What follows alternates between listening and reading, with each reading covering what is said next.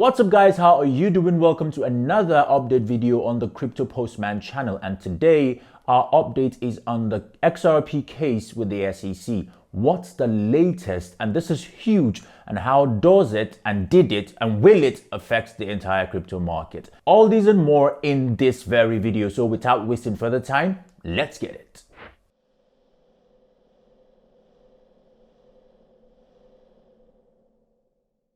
Welcome back to the Crypto Postman channel, guys. It is so lovely to have you again today. This is your one-stop shop for all your news and juice when it has to do with the crypto and blockchain community. If you're not yet subscribed to the channel, please go ahead and hit that subscribe button, ring the bell if that's something that you're into. It will mean a lot to us as we are going to be continually bringing you updates that can shape your thoughts on how to move in the market. And now that we have that out of the way, let's get into the business for the day. What is the latest on the XRP and the SEC case? Now, we know that according to some, this case is gradually coming to an end and the summary judgment could come in any day now. But before we get to that point where we know what the summary judgment is and we know what the outcome of this case is, whether it's going to favor the XRP community and the crypto community at large, or it's going to be another win for the US government via the SEC, the judge presiding over the case, Judge Annalisa Torres, has issued a ruling on the doorbell motions leading up to the summary judgment.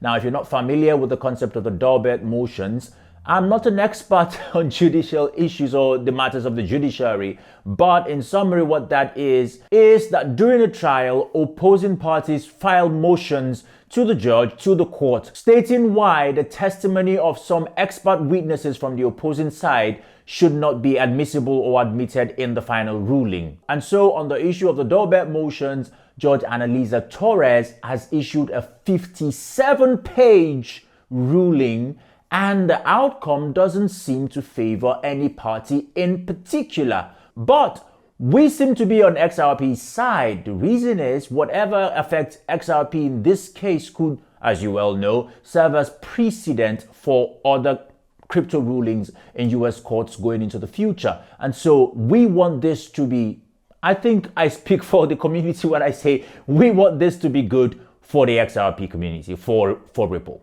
Now, even though the rulings don't seem to particularly favor XRP or the SEC because they both suffered losses in terms of the exclusion of key witnesses, if there were going to be a winner of the day, winner from this particular ruling, I think that win could go to XRP, which is good because one of their key witnesses, as a matter of fact, this is the number one witness in the SEC's case that is supposed to prove a very significant part of their testimony against the SEC, of their case against the SEC. So this could be potentially huge. Let's see how the Bitcoinist reports this and how they're putting this. Now, it says here, as Chamberlain explains, Scott Chamberlain is a former attorney and a co-founder of the Evernode XRP ledger.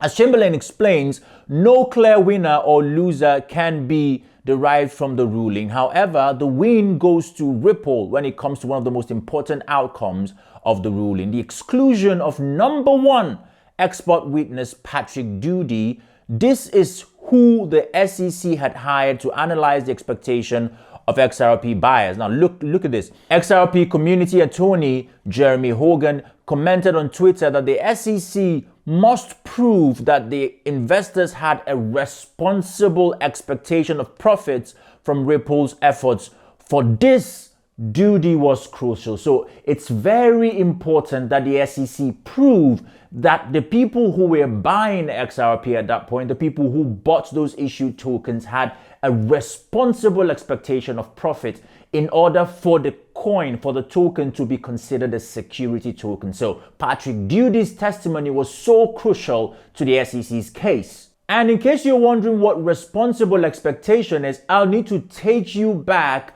to the Howey test, the contents of the Howey test and what it means. So this is a test that the US government uses to check, amongst other things, what a security is. And so in order for something to be considered a security, it has to be an investment in a common enterprise with an expectation of profit from the efforts of others. And so this particular second point, expectation of profit, has to be proven by the SEC attorneys in order for their case against Ripple to stand. Now let's take a further look at something something very crucial as well. If you look at this particular paragraph right here, so this paragraph says, further, the judge accepted that the contracts and their terms were relevant to the question of whether there was an investment contract. She noted that the evidence is relevant to that analysis. Now, Morgan went on to say, I was also heartened that the judge accepts that XRP having a use is relevant to the inquiry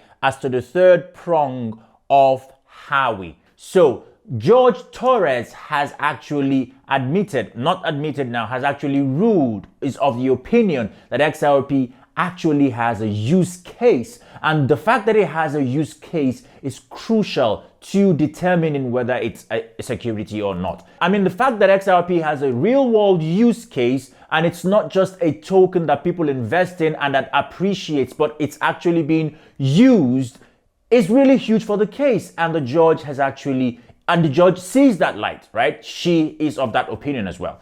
This is really huge. And even though this 57-page doorbell motions ruling doesn't seem to favor either of the two parties, doesn't seem to favor a particular party, you can tell that it looks as though this is going really great, or this is going to be great for the XRP community. This is going to be great for crypto, because as soon as these motions were released, as soon as this document was released, the market reacted to it. As a matter of fact, XRP jumped about 2.74% intraday on the release of this document, telling you that investors know something. They know that this is good for crypto. They know that this is good for XRP and for the Ripple, the entire company. Just that exclusion, just the exclusion of Patrick Dewey, this could be potentially huge. I want to know what you think about it. Let us know in the comment down below. Could this really swing the entire case? I think that it would, because now that the SEC's #1 expert witness has been excluded, who will testify? Because they need to prove this point in order to win their case against the XRP. Now, if Ripple wins their case against the SEC, even though we're in a bear market,